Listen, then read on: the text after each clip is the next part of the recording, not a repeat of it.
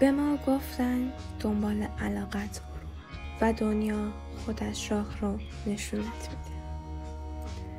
گفتن اگه کاری رو عاشقانه انجام بدی هیچ وقت حس نمی‌کنی که داری کار میکنی. اما چیزی که نگفتن اینه آدم ها اغلب به چیزهای علاقه‌مند میشن که براشون مهارت کافی ندارن، یا بدتر بازار و جهان بیرون اهمیتی به اون علاقه نمیده. درود، به دنیای فاستوس خوش آمدید، جایی که واژه ها پل میزنن میان دیروز و امروز. اگر واژه ها فقط برات واژه نیستن سابسکرایب کن و همراه شو. چه بسیار افرادی که سالها دنبال علاقه‌شون رفتن و به بنبست رسیدن. نه پول، نه امنیت، نه معنا. فقط فرسودگی، تردید و حس خیانت از سمت رویایی که قرار بود نجاتشون بده. علاقه کافی نیست. وینستون چرچیل میگه موفقیت یعنی رفتن از شکستی به شکست دیگر بدون از دست دادن اشتیاق. اما اشتیاق هم باید عقل داشته باشه، جهت داشته باشه، پشتوانه مهارت، صبر و گاهی حتی فداکاری.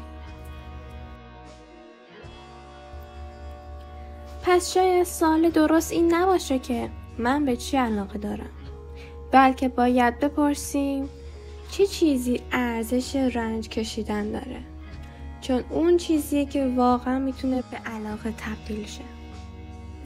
علاقه باید جهت دار بشه تا به رسالت تبدیل بشه، وگرنه فقط یک خیال دلفریب بود که تو رو تا مرز نابودی کشوند، فقط با یک لبخند. مشکل اینجاست که دنبال کردن علاقه به تنهایی نسخه کاملی برای زندگی نیست. چرا؟ چون خیلی وقتا علاقه ما با واقعیت‌های زندگی، توانایی‌هامون یا نیازهای جامعه همراستا نیست.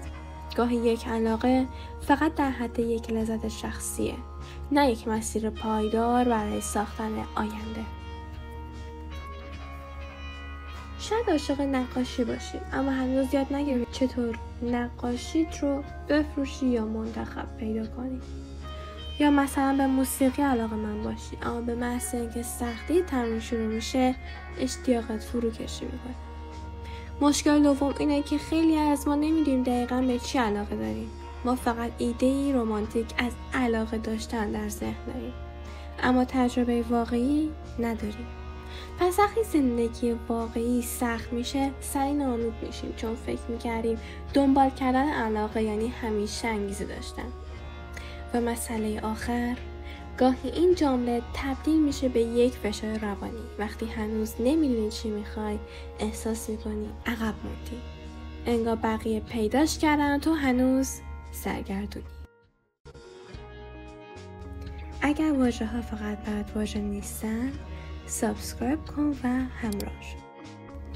اینجا فاستوس است، صدای ذهن‌های بی‌زمان.